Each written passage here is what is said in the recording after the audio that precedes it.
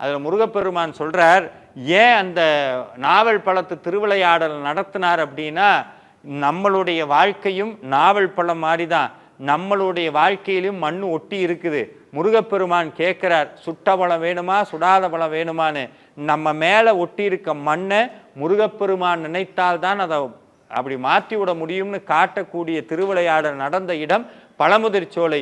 இன்னைக்கும் நாவல் மரம்னு சொல்லக்கூடிய மரம், உலகத்தில் எல்லா நாவல் மரமும் எப்போ அந்த பழமானது வரும் அப்படின்னா, பழம் காயாய் கனிஞ்சு அந்த பழம் எப்போ வரும் அப்படின்னா, அதோட சீசன் ஆடி ஆவணி இந்த மாதத்தில் மட்டும்தான் வரும் எல்லா நாவல் மரத்துலையும். ஆனால் இன்னைக்கும் பழமுதிர்ச்சோலையில் இருக்கக்கூடிய மரம் மட்டும் நம்மளுடைய கந்த சஷ்டி நடக்கக்கூடிய ஐப்பசி மாசத்துல மட்டும்தான் அந்த மரம் பூத்து காய்த்து அப்படியே அந்த பழம் வரும். MCR Pure Cotton Club, formals and casual shirts.